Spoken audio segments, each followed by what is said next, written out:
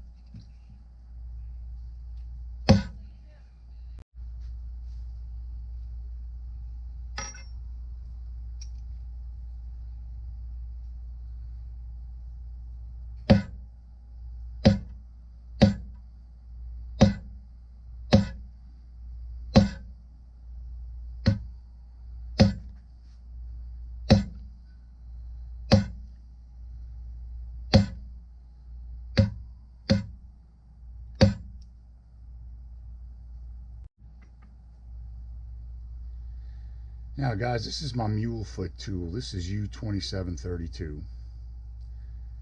And I'm going to show you how I will use a mule foot on a carved line like I was doing a veiner.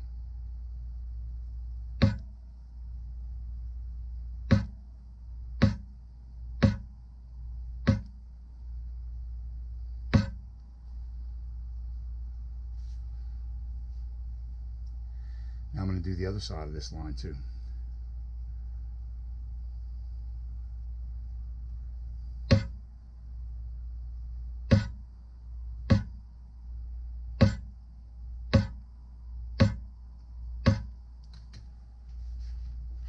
So take a look at that. That's my Mule Foot, using it the way you might use a veiner.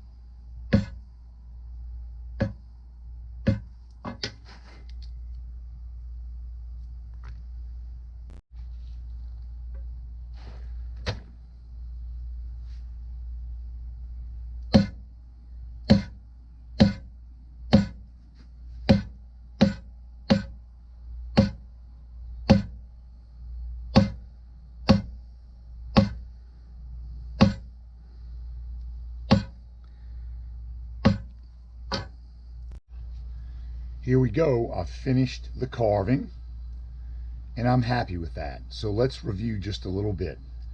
There was no beveling in this pattern. It was all camouflage, veiner, and decorative cuts and shading. I didn't use any veiners. I used one of my Mule Foot. This is U2732. Okay, and here you'll see me using the veiner, the Mule Foot in place of doing the veiner. See where I did that in a few spots.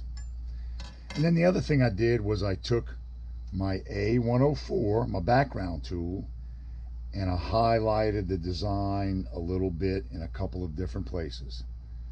Just different use of the tool.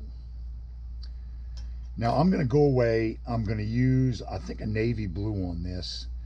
And then I'm going to come back with a technique on top of that I hope you'll find interesting. Everything has been stained in EcoFlow navy blue. Show you what that looks like up close. It's a nice shade of blue. Now what I'm going to do is I'm going to take the front panel that I tooled and I'm going to use Tandy's EcoFlow Pearl. Tandy has three what they call metallics: pearl, silver, and gold. And most of the time you take these metallics and you mix them in with a base color to get a metal flake look. What I'm going to do is I'm going to saturate the top of this design with the metallic, with the pearl, and I am not going to wipe it off or touch it. So here we go.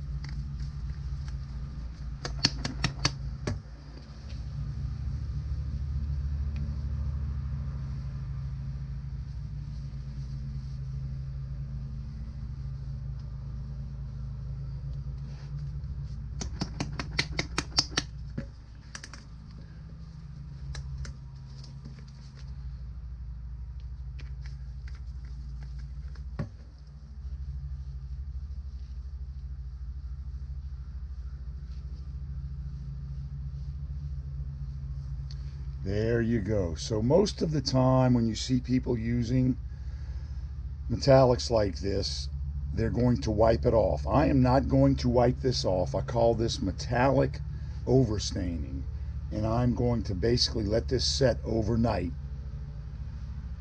and it's going to give you a very interesting look.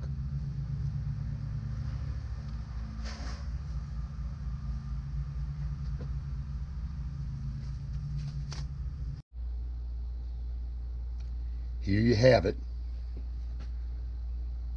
That's Tandy's EcoFlow Pearl saturated over navy blue. Now Tandy makes three versions of metallics. They make this pearl, they make a gold and a silver. I have used this technique on different colors with the different metallics. Gives you a really, really neat depth look on a piece. Next thing we're going to do is start putting this thing together and develop a shoulder strap so you can have a biker bag and a crossbody bag. All right, I have made a 54-inch long, 3/4 wide shoulder strap from some 8-9 ounce leather. I've skived down approximately 3 inches from the end so I could do a fold over, 1.5 inch fold over, okay? And then I could use the button studs that came with the kit for my shoulder strap. So I've already put one in. On the other one, I folded over, took my punch, punched through both sides. Now, I simply take the Craft Tool 6mm buttonhole stud punch and punch a hole over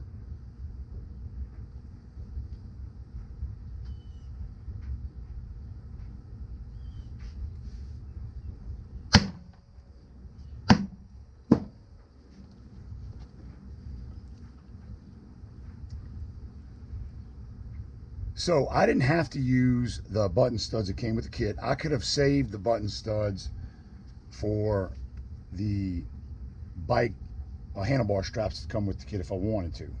Okay, your choice. You could have done this with silver snaps, line 20s if you wanted to. And if you go look at the instructions, that's going to be step 3 in the instructions where they talk about attaching the straps. You do not want to attach those handlebar straps if you want to turn this into a crossbody bag. All right, so the Tandy biker bag turned crossbody bag is finished. Here's my strap. Got to change that, turn it the other way around. But I used the button studs for the strap that was supposed to be used for the straps that would connect the bag to the handlebars.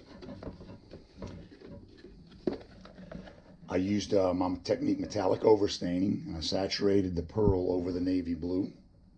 I think that came out really nice. And one thing to note, if you put this kit together, you start one hole down and you go over the top with that top hole. It's mentioned in the last step of the instructions, so be careful and pay attention to that. Now this was the 4th bag in our crossbody bag series. The next thing we're going to do is Tandy's Windsor belt bag, and we're going to take this belt bag and turn it into a crossbody bag.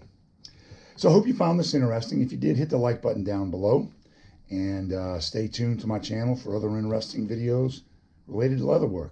Thanks. See you soon.